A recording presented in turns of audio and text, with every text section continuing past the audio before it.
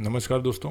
Class fifth mathematics bridge program solution में आज हम स्टार्ट कर रहे हैं वीक 3, जिसमें एक्टिविटी थर्ड पर हम पहुंचे हैं, जो कि है Napier strip using multiplication table. Okay, ये नेपियर स्ट्रिप क्या होती है? तो ये आपको मल्टीप्लिकेशन करवाने में बहुत ही यूज़फुल रहेगी। इसके लिए आपको पहले तो ये पता होना चाहिए कि टोटल डिजिट्स कितने होते हैं। डिजिट्स आप सब जानते हो, 0 से लेकर स्टार्ट करके 9 तक के डिजिट होते हैं, मतलब टोटल 10 डिजिट्स होते हैं। उसका मतलब आपको 10 स्ट्रिप्स बनानी है। ठीक है, आपको टोटल 10 स्ट्रिप्स बनानी है। इसके अलावा आप लोग ये स्ट्रिप कैसे बनाओगे? तो जो भी स्ट्रिप आप काट रहे हो उसमें टोटल 10 बॉक्सेस बना दोगे। जैसे कि यहाँ पर आप काउंट कर सकते हो 1 2 3 4 5 6 7 8 9 और 10, टोटल 10 बॉक्सेस है। बाद में ये 10 बॉक्सेस वाली आपको टोटल 10 स्ट्रिप्स बनानी है ना।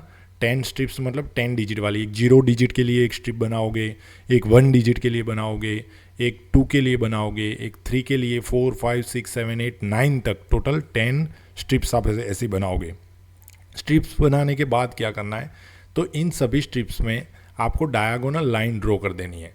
ठीक है, जैसे कि मैंने यहाँ पर एक येलो कलर की ड्रॉ की, ये दूसरी की, ऐसे सारे बॉक्सेस में आप लोगों को डायगोनल्स लाइन ड्रॉ कर देनी है। जैसे कि मैंने एक ड्रॉ की और अभी आप देख सकते हो कि मैंने सारी ड्रॉ कर दी है। अब इन बॉक्सेस का क्या यूज़ है? जैसे कि ये पहला बॉक्स है, ठीक है, ये फर्स्ट रो का बॉक्स है। सेम ये सेकेंड रो का बॉक्स है, फिर ये थर्ड रो का बॉक्स है, और एक बॉक्स में दो दो और बॉक्सेस हैं। ठीक है, तो ये थोड़ा आपको ध्यान रखना है। अब इनका यूज़ कैसे वो ज़रा बता देता हूँ। जब आप 2 का टेबल लिखते हो, 2 के टेबल में 2 1 जार 2, 2 2 जार 4, 2 3 जार 6, 2 4 जार 8 और 2 5 जार 10। मैं यहाँ पर रुक जाता हूँ। इससे पहले एक स्ट्रिप आप बनाओगे 0 की। 0 में आप सारे नीचे वाले बॉक्सेस है उन सब में 0 0 0 0 लिख दोगे। ठीक है, 0 वाली स्ट्रिप में आपको क्या करना है? नीचे वाला, जैसे कि ये पूरा बॉक्स ये है, ठीक है ना, इसको डायगोनल करके हमने यहाँ पर दो पार्ट कर दिए, तो नीचे वाले पार्ट में आपको 0 लिख देना है। इसमें नीचे वाला ये है, ये 0, ये भी 0 और ये भी 0। ठीक है, तो ये 0 वाली स्ट्रिप्स आपकी रेडी हो गई।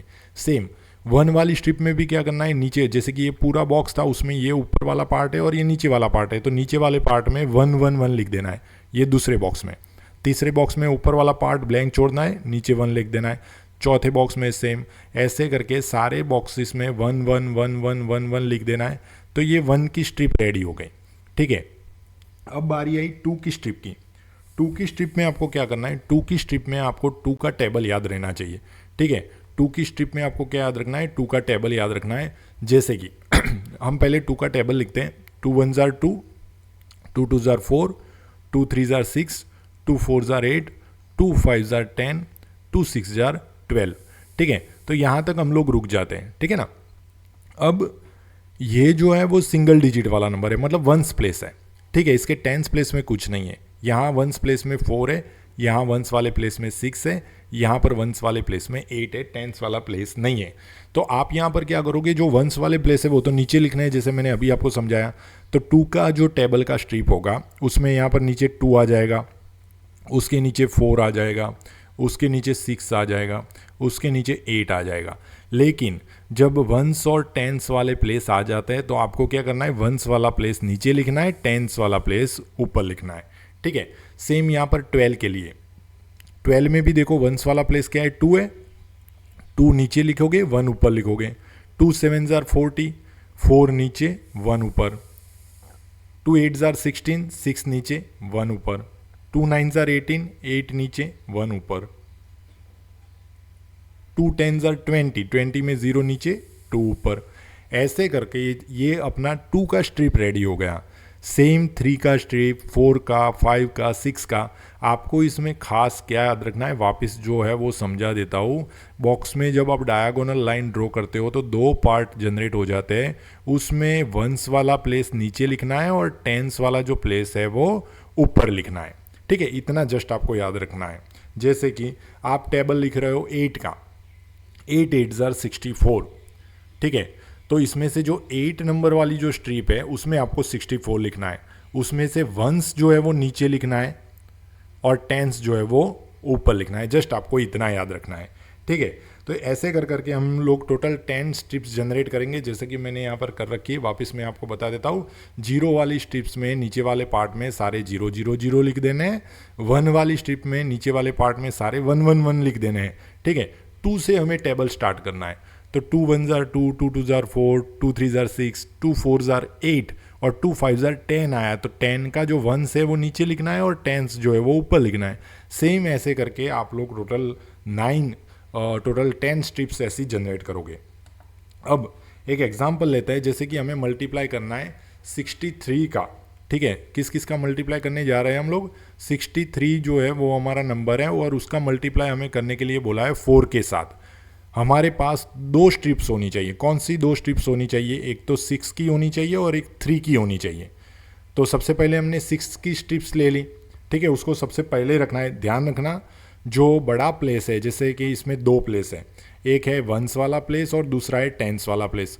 जो बड़ा प्लेस है उसको हम लेफ्ट साइड में स्ट्रिप में रखेंगे और जो छोटा प्लेस है उसको हम राइट साइड में स्ट्रिप में रखेंगे, ठीक है। तो यहाँ पर 63 में 6 बड़ा है तो 6 वाले को हम लेफ्ट में रखेंगे, ठीक है।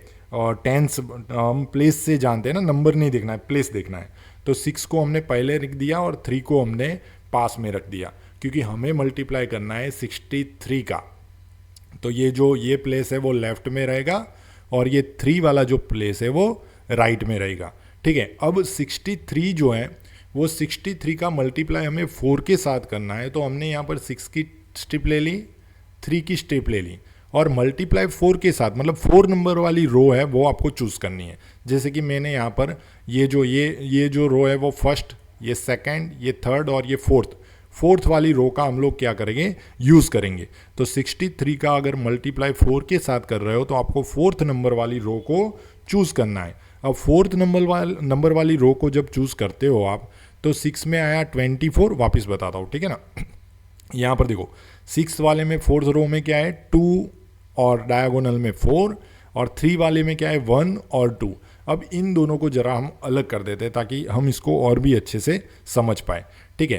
तो आप लोग क्या करोगे?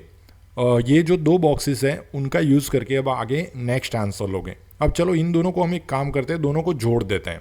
अब जब जोड़ते हो तो यहाँ पर देखो, ये एक बॉक्स जनरेट हो जाता है डायगोनल टाइप, ठीक है ना, पैरेललोग्राम टाइप है ना। तो ये जो बॉक्स है वो हमें यूज़ में लेना है।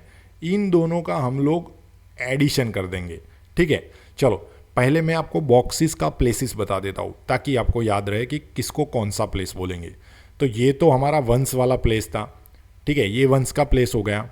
अब ये जो सेकंड है उन दोनों को जोड़ दो, एडिशन कर दो। तो 4 + 1 करेंगे, अगर 4 + 1 करेंगे तो हमें आंसर क्या मिल जाएगा? 5, ठीक है। तो सेकंड में हम लोग क्या करेंगे? 4 और 1 को ऐड करेंगे, 5 हो जाएगा, जो कि हमारा 10s प्लेस हो जाएगा। और ये थर्ड वाला जो प्लेस है वो हमारा 100s प्लेस हो जाएगा। तो चलो इन प्लेस को हम लोग जनरेट करके नंबर जनरेट करते हैं। 1s वाले प्लेस में क्या था? 2। 10s वाले प्लेस में हम लोग एडिशन करके क्या लाए? 5। 100s वाले प्लेस में हमारे पास क्या था? 2। तो ऐसे करके जो हमारा नंबर जनरेट होगा वो होगा 252। इन शॉर्ट, अगर आप 63 का 4 के साथ मल्टीप्लाई कर रहे हो तो आपका आंसर कितना होना चाहिए? जैसे कि मल्टीप्लाई करके एक बार क्रॉस चेक कर लेते हैं। 4 3 जार 12, 1 कैरी, 6 4 जार 24, 1 25, 252 सही है, ठीक है। तो नेपियर स्ट्रिप का यूज़ करके हम लोग ऐसे आंसर खोज सकते हैं। ये वीडियो देखने के लिए आप सभी का बहुत बहुत धन्यवाद।